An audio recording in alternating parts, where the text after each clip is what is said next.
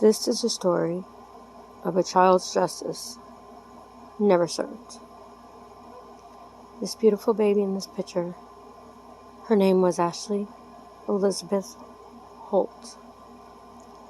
She was born at Sacred Heart Hospital in Pensacola, Florida on November 5th, 1993.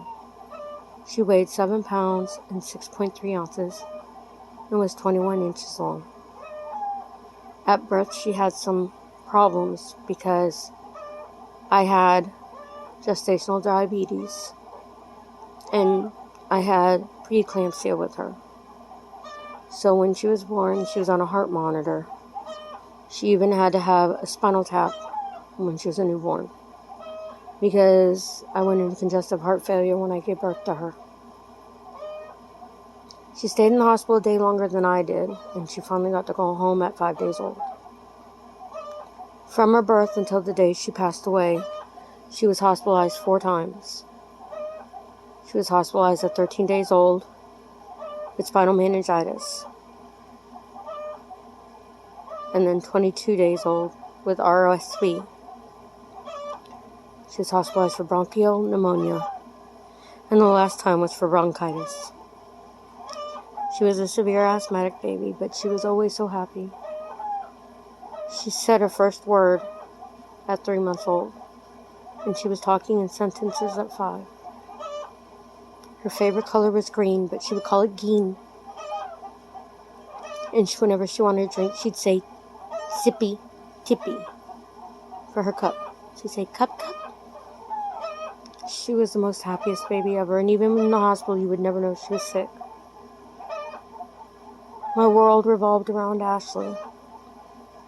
She was my life. I was only 17 when I had her.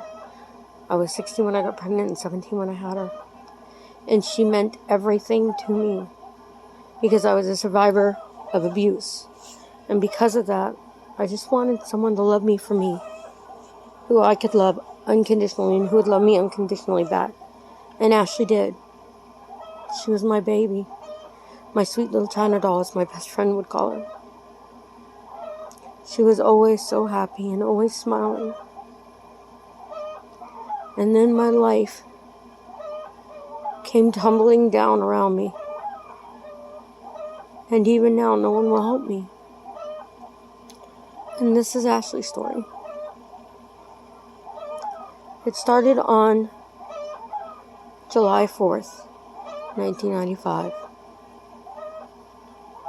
We were at the Polynesian Resort at Disney World in Orlando, Florida, because I worked at MGM Studios at the Backlot Express as a cook. Because of that, we were allowed to go on property with our family. So for the 4th of July, we decided to go to the Polynesian Resort and watch the fireworks that Disney displayed there. My husband had been diabetic since he was 17 years old. At this current time, he was 22 years old. He had had it for several years and had been dealing with it just fine. On the 4th of July, we had food and drinks, and we were eating, and we were swimming at the pool, and I noticed that it appeared that Joey had let his sugar get low, which made me irate because he was standing in a pool that was 5 feet deep with our daughter Ashley in his arms, and he almost dropped her in the pool. And I grabbed her away from him, and I said, "What is wrong with you, Joey? Go eat! You know there's food over there. Why are you letting your sugar get low?" He just shrugged it off and walked over there like it was no big deal. And I was just so infuriated because I had 2 aunts that drowned and died at 2 years old. I never got to meet them. And so water always makes me nervous around my daughter. And I was floored that he would allow his sugar to get low when he knows better than to do that, especially holding our daughter in a swimming pool. He is not a moron. He ate something and drank something, and he was fine for the rest of the evening. I'll never forget that 4th of July. It was the last 4th of July I spent with my daughter. We were getting ready to go home. My dad told me I had to change out of my bathing suit. Now, at this time, I'm 18 years old. Okay, so I'm an adult. And I told him, I said, "Daddy, I'm dry." And he got mad at me and said, "No one's getting a caddy wet. Go change." I wasn't going to argue with him because arguing with my father was absolutely pointless, and he would not win anyways. He could out-talk the Pope. I'm telling you. So I went and I changed. And as the fireworks were ending, we had this beautiful lightning show in the sky, and it was just absolutely beautiful. Until the sky opened up and poured torrential rain on us, soaking all of us as we run to the caddy. My dad had Ashley in his arms, and he had her covered with a white towel. I'll never forget it. And she just sat there laughing. And she thought it was so funny, because here we are running in the rain, and Grandpa's holding her. And when we got to the car, I said, "Daddy, can anyone get in the car?" She said, "Shut up, don't say anything." I kind of thought it was karma. It was pretty funny.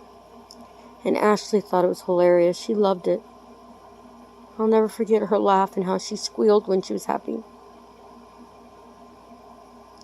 And then we go to the 6th of July.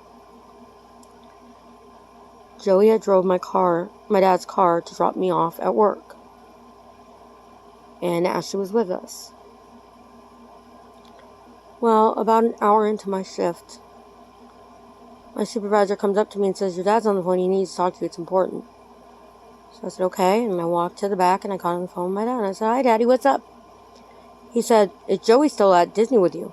I said, "No, he left like an hour ago." He said, "He's still not home. Where is he?" I said, "Daddy, I don't know. I've been at work for an hour." And just before I was about to freak out, he walked in the door with Ashley, who was crying. So my dad goes, "He's here. Don't worry about it." I said, "Okay, Daddy." That night when I got home, Ashley didn't want nothing to do with her father. She wouldn't go near him at all. She just wanted to stay by me. It was like she was afraid of him. After that night, I told my father I did not want him leaving Ashley alone with Joey anymore. Because with him letting his sugar drop when he was working at Disney, and then again in the pool for no reason at all when there was food, he had access to it. There was absolutely no reason for him to let his sugar get low. None. He had had diabetes long enough. He knew what the symptoms are and everything. There was no reason for it. So I told my father not to leave Ashley alone with him anymore.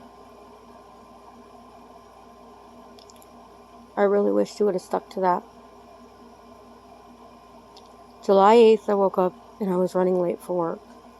My dad was working at Windermere's selling timeshare, and I was still working at Disney. My dad was hurrying me, and I was trying to hurry up and get dressed, and Ashley woke up and she was fussy. So I took her nook and I put it in her mouth and said, "Here's your nook, baby girl." I patted her on the butt and I kissed her on the head, and I said, "Mommy will see you when she gets home, okay? Go to bed, baby." We walked out the house in a hurry, and my dad's out of the car.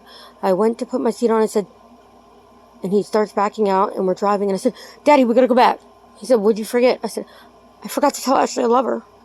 "I forgot, Daddy. I was in a hurry. I forgot." He said, "She's fine. She knows you love her. You tell her every day." I was like, "No, I have to go back and tell her I loved her. I forgot to tell her, Daddy." And like any normal person, he said, "Baby girl, she knows you love her.